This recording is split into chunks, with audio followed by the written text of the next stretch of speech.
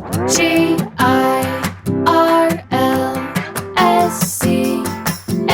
it's Girlscamp. Hello and welcome to Girlscamp. It's Haley Rawl, your host. Happy 1 year Girlscamp-iversary.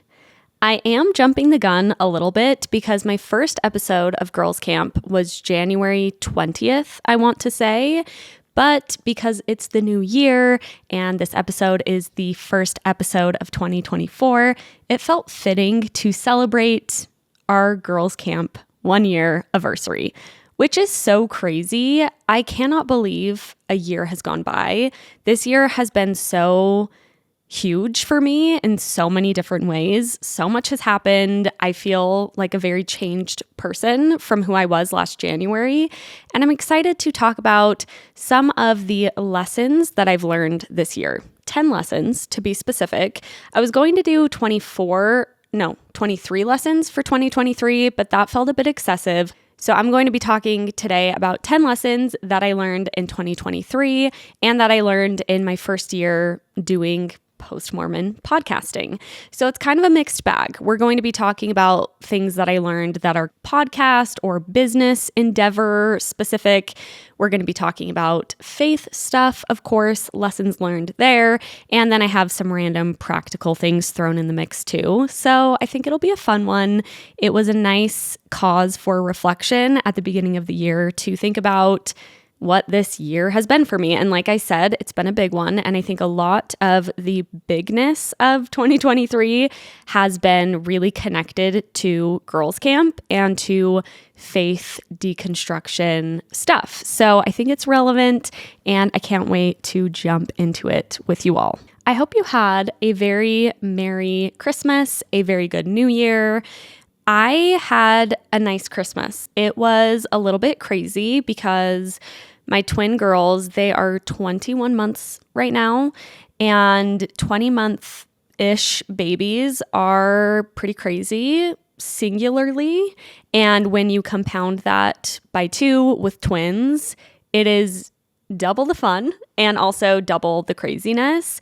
They loved Christmas so much, but it just was quite overstimulating, I think, for them and for Bentley and I as parents, because they were just so excited that they were also very worked up. So anyway, it was magical, lovely, special, and also kind of crazy and very tiring. So regardless of how your Christmas was, I hope you had a good one, and I hope you also had a good New Year's. I'm a big fan of New Year's Eve, especially now on the post-Mormon side of things. I always think it's a fun occasion to drink a little, to be cozy with friends. The past few years, Bentley and I have just hung out at either our house or our next door neighbor, Jed and Carly's house, which is nice. We just put our kids down and bring some people together, mostly in the neighborhood, and just have a cozy time. So that's the plan for this New Year's Eve. And I'm also excited for that.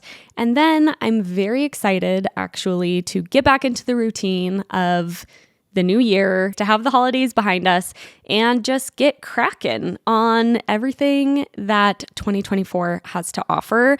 The new year really is such a clean, fresh slate that I find very refreshing and very exciting. I actually did a couple days ago a vision board night with some girlfriends, and we did it very typical, like cutting out things from magazines. I printed off some photos and we just collaged vision boards for this upcoming year. I really loved doing that. I don't think I've ever done an actual vision board before, but it felt pretty powerful. I was feeling some powers in my fingers as I was just taking time to really think about what I want from 2024, and visualizing that felt really powerful and really cool.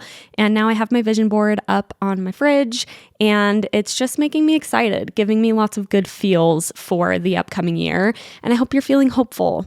I know that we're all obviously at different phases of life, and, some phases are not as hopeful as others. So I hope that the new year feels like it's offering some goodness for you, and I believe that it is. Let's jump into the 10 things I learned in my year as a post-Mormon podcaster, doing Girlscamp, and just living my life. Lesson number 1, be your own biggest fan.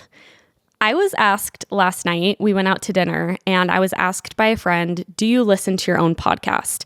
And I said, of course, I listen to my own podcast. I actually listen to my own podcast quite a bit because I'm listening as I edit, because I'm the one who edits the podcast. And then sometimes when I'm editing, I'll go through twice. Usually now it's just once, but then once it's posted, I will listen through to pull selects from the episode. But I also just enjoy listening to Girls Camp. I know that sounds maybe crazy and it feels almost embarrassing to say something like that, but that is the lesson that I've learned this year, probably more than any other lesson, is that you have got to be your own biggest fan. You can't expect anybody else to be your own biggest fan on your behalf. Be your own biggest fan, and I think it helps so many things in your life. Doing the podcast for me was a really specific example, obviously, of this, of trying to be, a fan of my actual podcast. But I think this applies in any area of life, whether you're doing a business endeavor, whether you're starting something new, or just in your day-to-day life.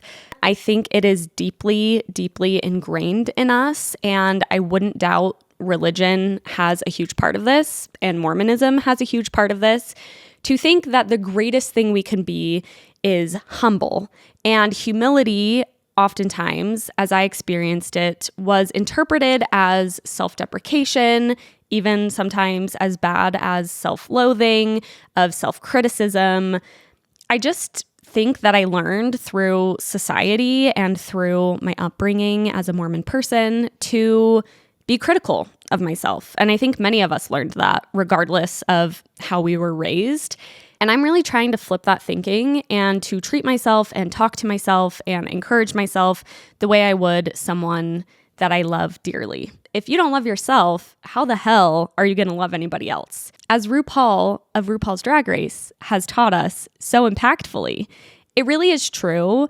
In order to be your best self, I think you need to be giving yourself that self-love. And especially if you are looking to change your life in any way or do anything new or different or scary, you have to be your own fan. Going back to listening to my own podcast, there have been plenty of times throughout this year where the day that I post the podcast on a Wednesday, maybe I just read a negative review or got a mean comment, and I start listening to my podcast and I'm listening to critique. I'm feeling critical of myself and of my podcast. I've had people make comments on every aspect of the podcast, my voice, the things I talk about, the editing, the visuals, whatever. It's been said. And if I have those on my mind and I start listening and I start critiquing myself, I will wait until I'm in a better frame of mind to listen back. I want to be listening to my own work from a perspective of a supporter. I want to be a supporter of myself. And that doesn't mean that I don't think criticism is super valuable. It doesn't mean that I don't think a lot about how I can improve myself and my podcast and all the things. But I want to be coming first from a place of, this is good, you're doing a great job, you're doing something valuable. I want to be coming from that place before I get into the criticism and the improvement. And so I've tried to make a really conscious effort in my life to look at it from that perspective first of a supporter, and then from that foundation to work on growth and change and improvement. I don't think I would have survived this year doing this podcast if I hadn't done that. And I'm really proud of myself for that, because my life up to this point, I do not think I've been my biggest fan in any way. And I don't think I'm perfect at it now, but I'm really trying. And I think that it has helped me lots and lots. And I think this is really applicable to faith deconstruction stuff too. You are not always going to have people cheering you on, especially when it comes to deconstructing Mormonism or deconstructing faith generally. Yes, you can find your communities of people, which is really important, but you have to be able to cheer yourself on your journey first and foremost. Because if you're expecting other people to fill that void, they never really are going to be able to, right? You're the only person that can actually fill that void. And I think focusing on that first is really helpful as well when it comes to leaving a faith, which is a gigantic life decision that oftentimes comes with a lot of disappointment and people disapproving. Speaking of, that sort of leads me into lesson number 2. And forgive me on this one for being Captain Obvious as hell, but this is a lesson that struck me pretty deeply just today and yesterday. And it is that faith deconstruction is really, really hard and something to be very proud of. I posted a reel on Instagram. I stitched this woman who is an LDS content creator, and she posted and essentially said, I know all of the things about Mormon history, Joseph Smith, polygamy, women in the priesthood, and I am all in the church. I choose to stay. And I stitched that, and I was talking about how so much of deconstruction, in my experience, was not about getting new information, but it was about opening myself up to the possibility that the church might actually not be true. Because even though I was receiving a lot of contradictory information about the church, I was never open to it actually not being true. So it wasn't until I opened myself up to that possibility that I allowed myself to look at information objectively. I was reading through comments on that reel, just hearing so many different people's perspectives of how they were able to work through deconstruction, of what shifted for them and how. And I was so struck by what an incredible and difficult journey that is, to open yourself up to the possibility that everything you believe in, that everything you've dedicated so much of your life to might actually not be true. And I think it's incredibly, incredibly admirable. And it's so fucking hard. And of course, I know it's hard, but it kind of just struck me differently reading through those experiences and thinking about how, because I think there are a lot of people who have left the church or people who are leaving the church, it's become more normalized, which I think is great. And I think there's so many more people to relate to, but I don't think it should get lost what an individual feat and really just accomplishment I honestly think it is to go through something as life-altering as a faith deconstruction or leaving your faith. I think it's huge, and I think it affects us in so many more ways than we think. And to be able to be privy to so many people's experiences in that has just given me, honestly, like a sense of awe toward how many people are going through that and doing it with grace, despite how difficult and challenging it really is. Pretty obvious, yes, but I think important to reiterate again and again that this is a hard journey and you should be very, very proud if you are on that journey, because it's not easy and it demands a lot and changes a lot. Lesson number 3 is incredibly practical, and it is eat your protein! Exclamation point, exclamation point, exclamation point is how I wrote it down. I have not talked, I don't think hardly at all, about my health journey, in air quotes, for lack of a better way of putting it. But this year has been really huge for me in shifting a lot of my habits in just taking care of myself and my body. And let me give a brief little bit of context. Essentially, starting last November, I started going to the gym 5 days a week. So I wasn't really working out consistently in any capacity, and I started going to the gym and lifting weights. And I also shifted my diet, not incredibly drastically, but I really just tried to focus on eating a lot of protein.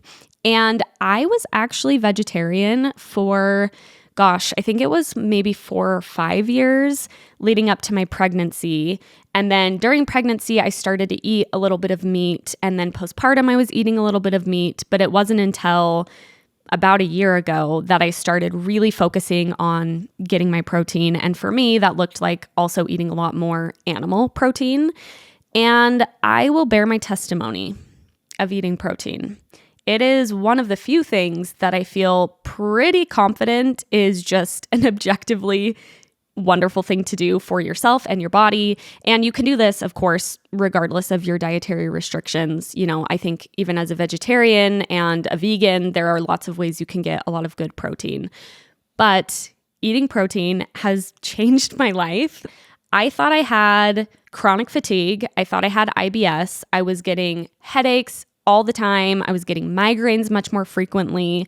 There was just a lot of things going on with my body that when I started eating a lot more protein, started going to the gym 5 times a week, it just went away. I just feel objectively so much better. My body feels so much better. I sleep better. I could go on and on and on. I won't bore you anymore, but I will say that eating protein has been huge for me. I don't make it very complicated. I have a protein shake in the morning. I try and eat a protein for lunch. Oftentimes that's a turkey sandwich. And for dinner, I just like to center it as best as I can around a protein. I'm not perfect at it, but I have found that doing that is a game changer for me. So I will do the Mormon missionary thing and say, if you eat your protein, I'm going to promise you some blessings. I think you'll feel better, or at least I have. Speaking of the protein thing, I have a lot of thoughts about my vegetarianism, how much stopping being a vegetarian really paralleled a faith deconstruction for me in so many ways. And it was actually on the tail end of the bulk of my faith deconstruction that I started eating meat again. And it felt like another level of deconstruction for me because of how much moral value I had assigned to my diet of being a vegetarian. I want to be careful about this because I really admire people who are vegetarian or vegan. I think it is really a good thing to do for the planet. I think there's a lot of ethical implications around the food that we eat, and there's a lot to be said for it. It's a complicated thing. But for me, it was really crazy to see the way that me being vegetarian was feeling dogmatic in a really problematic way in my life, in a similar way that religion was. And I do think that there are ways that being vegetarian, vegan, honestly, whatever diet, but I think those ones maybe specifically can sometimes get that way and mimic these like religious beliefs that we have. I do think it's an interesting thing that I'm curious if anyone else has experienced and that I hope to talk about more in depth, because starting to eat meat for me really was kind of a deconstruction in a lot of ways. Okay, lesson number 4. This might make me sound sort of David Goggins, Ed Milet, kind of no excuses, rise and grind type of person. So I hope it doesn't come off that way. But lesson number 4 for me is consistency is the bare minimum. You have to be consistent. I think consistency is the foundation that you are building anything on. And if you're not at least being consistent, then you're just missing out already before you've even started. I just think you have to be consistent about the things that you really care about and prioritize, or else you're just really not giving yourself the opportunity to succeed. It's one of the biggest ways that I think I've found success through the podcast is being consistent. When I started the podcast, I said to myself, I will not miss a Wednesday.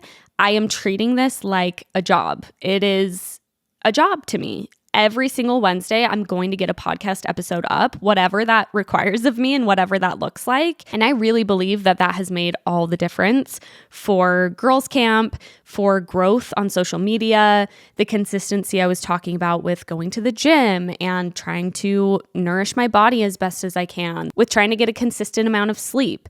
And I really actually don't mean this. I was joking about David Goggins and Ed Milet. I don't even know if Ed Milet is as hardcore as David Goggins. I need to look him up because maybe he's not this way. But I do think there are some people in the self-help space that are very much no excuses, no justifications. You have to do it. You have to do it every day. It feels very rigid and stressful. I don't think that consistency requires that. I think it does require sacrifice and it does require discipline. But I also think that if you are consistent, if you are really consistent, then when you actually need a break, for example, social media, after my dad passed, there was a good week and a half or so where I was hardly posting on social media because I didn't want to. And I don't think that my brain was saying, you have to be consistent, go post shit even though your dad died. But I knew that because I am consistent on social media and with the podcast, that it would be okay to take that rest when I needed it because there was a foundation of consistency. If you are consistent, it kind of gives you the luxury and flexibility to take that time when you really need to because you have a foundation of consistency. I love self-help advice, but with a caveat. Self-help advice, but very gentle self-help advice. Like, these are good things to do most of the time, but of course, there are always reasons that you sometimes need to take a rest or things come up and your priorities shift. And I just really push back against the hard line, no excuses, wake up at 5 a.m. and run 10 miles and cold plunge mentality. Although if you're doing that because you love it, kudos to you. I think that lifestyle can be really great, actually. I'm just not on that level, nor do I think I ever will be. Lesson number 5. Change is a sign of growth, but it doesn't mean that change is not really, really hard. I've been wrestling with this one, and I've done it a lot on the podcast as my life has changed a lot. I've talked about this a lot, especially in relation to friendships changing and how I am trying to see change as a sign of growth. See change as evidence, essentially, that I am growing and learning and progressing. It's been really helpful to have that mindset, but I've found that mindset for me sometimes starting to verge on a toxic positivity thing where I'm telling myself, don't be sad about this because it means you're growing, or find some way to reframe this so it doesn't feel sad and hard so you can just make it a good thing. And I've been realizing that that can be equally detrimental, that yes, it's good to know that change is inevitable and to understand that oftentimes it is the outcome of growth in the right direction, but it doesn't mean that it is not utterly devastating. I actually just read a DM someone sent me, and they were saying that they were dating this guy and they were just in love. They had been dating a long time and things were going super well. They were feeling like they might be on the path to marriage and they were really excited about it. And then she sat down with this guy and they were talking about the church, and she told him that she's just not so sure about the church and what she thinks about the church. And he ended things right then and there. He said, okay, if you are not all in on the church, then I'm out and I don't want to spend any more time with you. Just kind of completely out of the blue because of her not being 100% in on the Mormon church. He was 100% out on her. And I haven't responded to her yet, but I just think that that is an example of something that in retrospect, this girl will be so grateful that that happened. She will be so grateful that she did not end up with this guy who obviously cares more about the church than about love, in my opinion. Okay, maybe that's harsh, but he cares more about the church than ultimately, as difficult as it is, then he cares about her and this beautiful, wonderful thing that they have going. And that is so devastating and so hurtful and so hard and is going to take so much mourning and working through, even though what I would say as an outside party is that it's ultimately a really good thing. It's growth. It's realizing that this person that, yes, you love is ultimately not going to be a good person for you, is not a safe person for you, is only there for you conditionally. And in the long run, you will be happy that that happened. I really do think that. But that doesn't have to mean that you can't be utterly devastated and hurt right now, because you should be. It's normal to be feeling that way in that circumstance. And with me losing a friendship this year, that was so hard for me. I keep trying to kind of justify it or tell myself things like, well, I outgrew it, or whatever, all the things, instead of just letting myself really sit with the fact that it has been so hard and so sad and so hurtful. And it makes sense that it's all of those things, and it can be more than one thing at once. That's been something that I just keep thinking about, keeps reoccurring for me, and is a lesson that I learned this year. That even though change is oftentimes or can be a really good thing, it doesn't mean that it's not really hard, and we can let it be hard too. Okay, lesson number 6, the 80-20 rule, except for the 70-30 rule. So if you have not heard of the 80-20 rule, I've only heard this really applied to eating habits. It's essentially that you should be eating healthy, in air quotes, because that looks differently for everyone, 80% of the time, and then 20% of the time, you just eat whatever you want. And I think that that's actually a pretty good principle. I think it applies in more areas of life than just food. And my ratio is more like 70-30 than 80-20. So when it comes to working out, to trying to nourish my body with whole foods, which is kind of my standard of health as I see it, trying to get enough sleep, sticking to my routines, kind of just pushing myself to stay more disciplined and doing those healthy habits, I like to think of it as a 70-30 split, where 30% of the time, I'm going to stay up late because I'm enjoying a show I'm watching, or I have friends over and we're talking late and we end up going to sleep late. I like to give myself like a 30% opportunity just to do kind of whatever the fuck I want to do and to eat what I want and to do what I want, because I know that the other 70% of the time, I am not only trying to keep myself to these certain standards, but I just want to live in more of those routines and healthy habits 70% of the time, so that 30% of the time doesn't make me feel shitty because I'm not doing that other stuff 70% of the time. I hope this is making sense. Basically, the easiest way to say this is just that moderation is key. And if you have mostly good habits, then it's not a big deal when you want to change things up a little bit.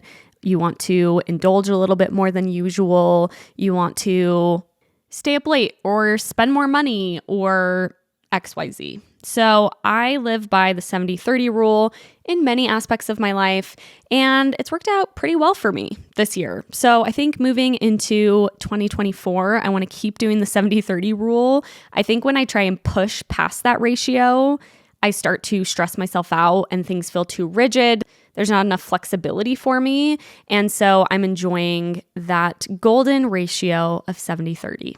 Lesson number 7. The worst they can say is no. So you may as well ask. The worst they really can say is no, and I hate you, and you're a stupid idiot. But at least you know. You may as well shoot your shot and try and reach out, because the worst they can say is no, and then at least you know and can move on. I was so nervous to reach out to people to come on my podcast, to reach out even to contacts like at networks or anything in the podcasting sphere, because I was so nervous about getting rejected. And then I realized you either get rejected, worst case scenario, or you don't. And if you get rejected, then you can move on. And if you don't get rejected, then wonderful. You got a yes, and it's an opportunity. I was listening to an episode of Pop Apologists, Lauren and Chandler. They're so wonderful. I highly recommend their podcast. And they actually had Maddie Murphy on, who I also love, of the Bad Broadcast. And she said this so well. I think she said, no's are just as important as yeses. And I think that ties in here obviously really well. She was basically just saying, anytime you're told no, you are learning just as much, and it's helping you along just as much as any time that you're told yes. So even though those no's can feel so scary, they are equally as important for moving you toward where you're trying to go. And in fact, sometimes it's better to get a no earlier on than it is to wait and anticipate, because then you don't have the information you need to move forward. This has been such a freeing mindset for me to try my best to employ. And it's not that I'm not still scared of, affected by rejection, because I am, but realizing that rejection is an important piece of life, no matter what realm of life we're talking about, has helped me to get past the fear and just shoot my shot and then move on from there. Lesson number 8, smut is life affirming. I know myself and many other women across the globe are finally in their smut era. We are reading smut. We are unashamed. We are leaning in fully to the world of smutty fiction. And I find it pretty glorious. And it's been quite glorious for myself. And I don't think we should underestimate the power of smut either, because it feels like the shift in culture where a lot of people are reading smut, books like A Court of Thorns and Roses and Fourth Wing. And I don't think smut is to be underestimated, because I feel like as more and more women are reading smut and talking about the smut that they're reading, take a shot every time I say smut and then go read some smut, is actually really powerful as a cultural shift toward sexual liberation, sexual empowerment, sexual self-discovery. I think it's actually like kind of a big deal. I think it's been a big deal for me too. I've never really read smut before, and it's not like I've even read that much this year. I've read A Court of Thorns and Roses, I've read Fourth Wing, and I'm a little more than halfway through Iron Flame. I'm reading very slowly and pretty sporadically, but it's just, like I said, very life-affirming to read about usually female heroines who are having really wonderful sex. The sex is very female-centric. It's from a female perspective. And it's just really wonderful. I think that that's doing really good things to our brains and to our concept of self and of sex and of who we are as sexual beings. So I am Team Smut. If you haven't delved into any smut yet, go ahead and do it. I think I had a little bit of a superiority complex before I started reading smut, because I studied English literature and I was a little snooty, like, well, I'm not going to waste my time reading smutty, cheap fiction. And I changed my tune very quickly, because I do not read smut because I think it's incredibly beautifully written. I don't think the stories are so rich and, worthy of being dissected in a classroom at the college level. But that's not why we're reading smut, you guys.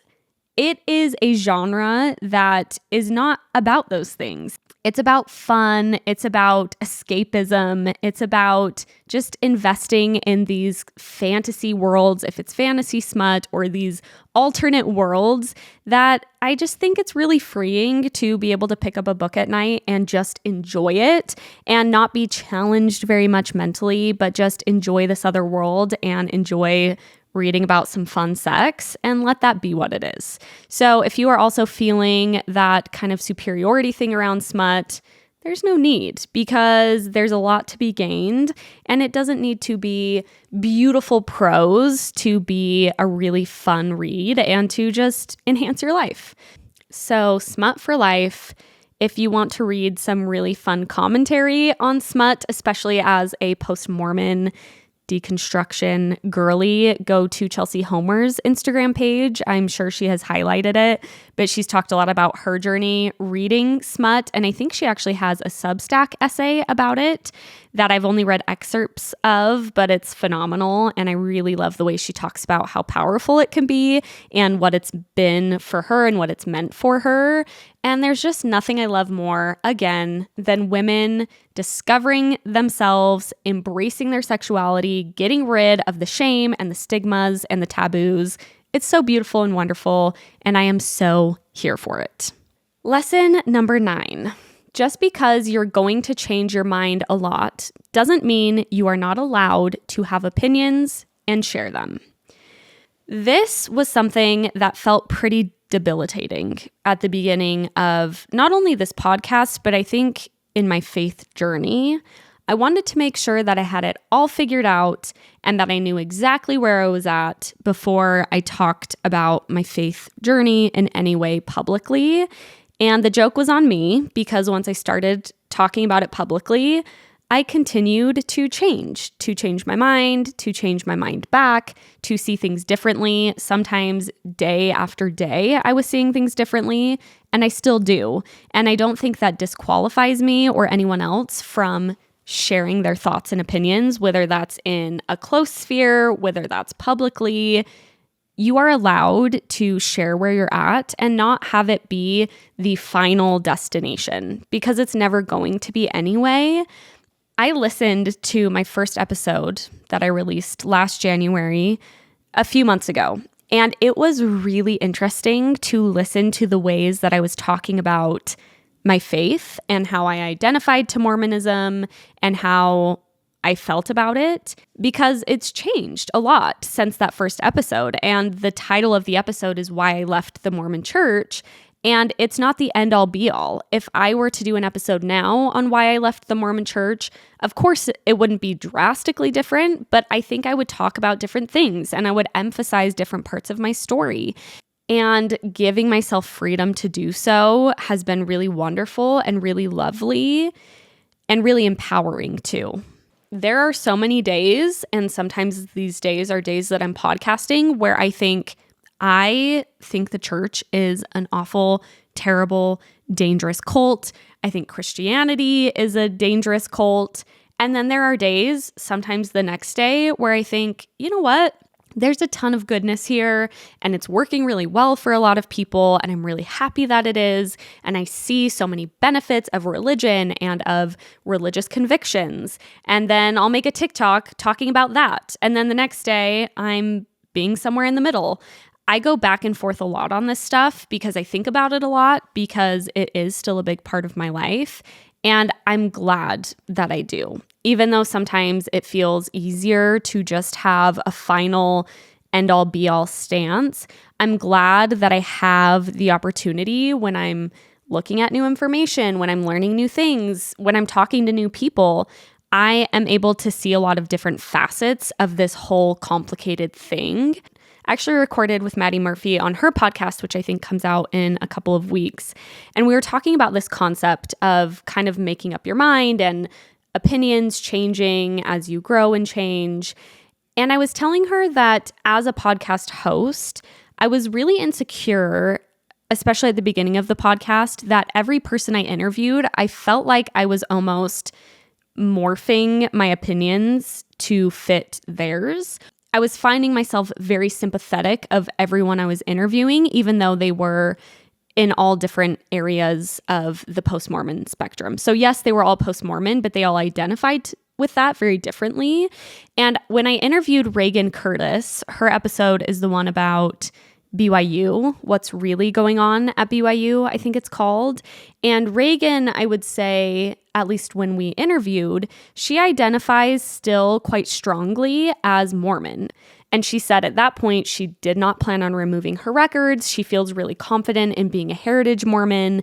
She sees how much good the church does for her family, kind of things along those lines. And as I was talking to her, I found myself agreeing with so much of what she was saying. And then when she left, I was kind of thinking, am I just morphing my opinions to whoever I happen to be talking to? And then Reagan actually texted me. I didn't tell her I was feeling that way, but she texted me and she said, I love how when you are talking with your guests, you do a really good job at relating to them and empathizing with them wherever they land.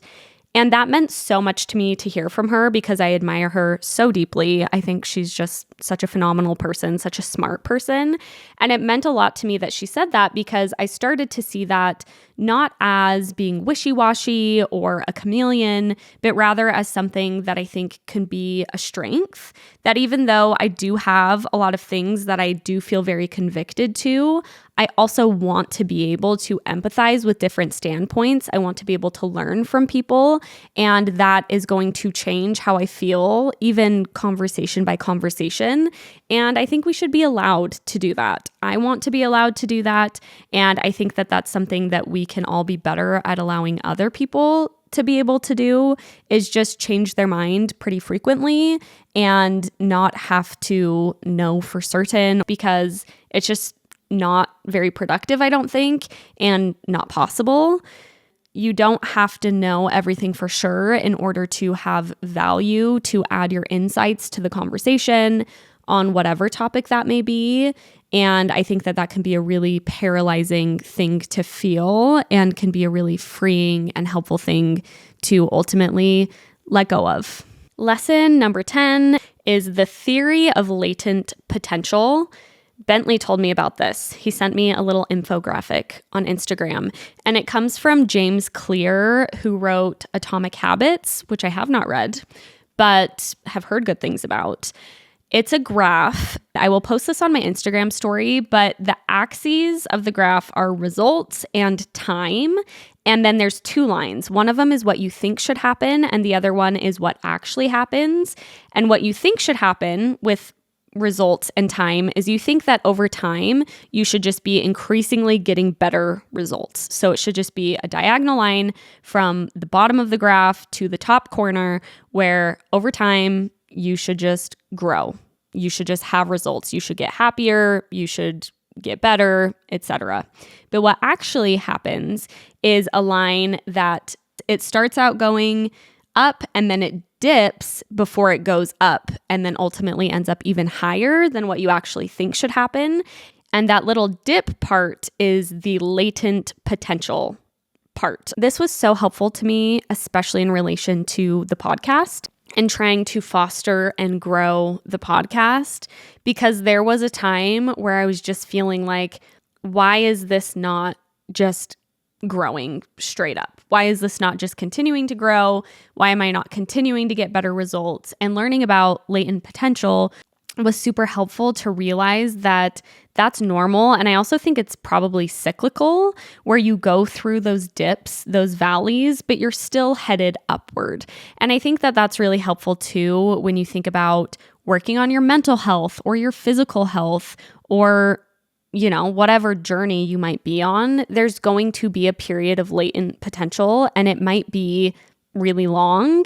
It might be shorter than you think, but that doesn't mean that anything is doomed or that it's a bad idea or a bad thing. I think it's just really common. So hearing that that was common was super, super helpful. Okay, I actually have one more bonus lesson I learned this year that I'm going to do as a number 11 bonus lesson. And it is, don't search your name on Reddit if you are in the public eye in any capacity. I did not actually search my name on Reddit thinking there would be anything about me, but I had a well-intentioned coworker at my old job, bless her heart, who said, there's a Reddit thread about you. And maybe an additional lesson on this one is if you happen to see a Reddit thread about somebody, don't tell them. I do think ignorance is bliss as far as what is being said about you on Reddit for the most part. I will say on ex-Mormon Reddit, because as I've said, I look on ex-Mormon Reddit fairly often. I have seen my episodes pop up here and there on ex-Mormon Reddit, usually kind of as a prompt starter where someone will say, oh, I listened to this podcast and she talked about the temple. What were your temple experiences? That kind of thing. And I'm always really flattered by that. And I think it's really helpful for people finding the podcast. But there are also places on Reddit where people will go to essentially review people's personalities and say all sorts of things about them. And because this coworker told me that my name was on Reddit, curiosity got the best of me, and I read a little Reddit thread about myself. And it was such an interesting thing and a hard thing in a lot of ways to just go on this public forum and read people's comments about me anonymously. So I don't know who they are, but just sharing things about, my voice, for example. Someone was saying, oh, her voice bothers me too much. Or someone said, feel like she uses big words and she's trying really hard to use big words to seem smart. Things like that. The reason I'm bringing it up is because I think it actually taught me a lot of things to have those comments being made about me in a public forum and to really work through how much I let that affect me, because it did affect me, not in any gigantic way, but I think it was hard to read those things and then not let them impact the way I moved forward, if that makes sense. And I don't know if this is a common experience. I don't know, obviously, if you're not on the internet, you're probably not going to be talked about on Reddit. So I know this is kind of niche, hence it being a bonus lesson. It might not be applicable for everyone or many people. But I think what was such a lesson about it was realizing that even reading those things, even though I really didn't feel like so out of sorts about it, I still, obviously, because I can repeat them to you now, had these thoughts in my mind of like the words I'm using when I'm podcasting and how people might be analyzing and critiquing the words that I choose to use. And am I using words that seem like I'm trying hard to be all intellectual, or is my voice this or that, whatever it may be? And so I think the best thing that you can do is really just not open yourself up to that kind of thing. With podcasting, you can't really avoid it because you're going to see it on comments, you're going to see it on reviews. People will make comments about, like I said, all sorts of things about myself and my personality, whatever.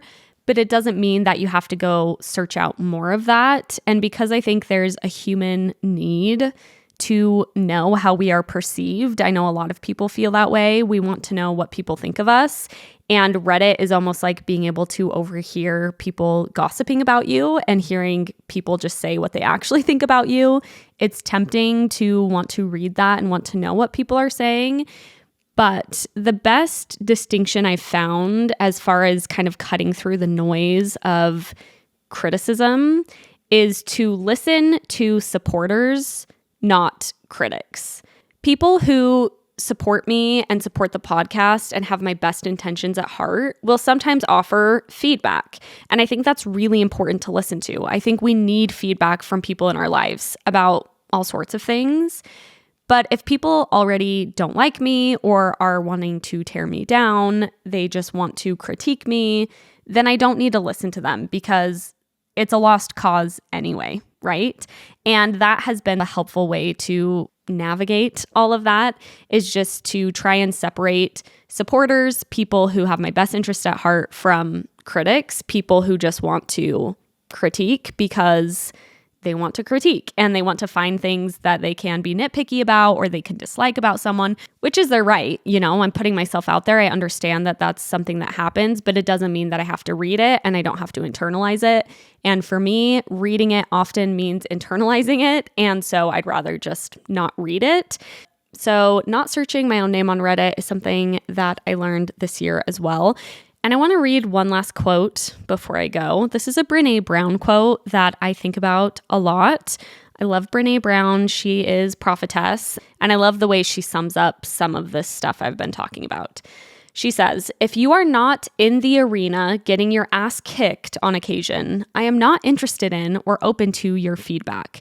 There are a million cheap seats in the world today filled with people who will never be brave with their own lives, but will spend every ounce of energy they have hurling advice and judgment at those of us trying to dare greatly. Their only contributions are criticism, cynicism, and fear-mongering. If you're criticizing from a place where you're not also putting yourself on the line, I'm not interested in your feedback."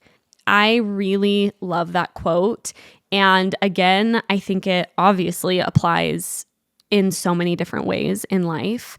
But you don't need feedback from people who are just sitting there giving feedback and not actually out there doing something themselves.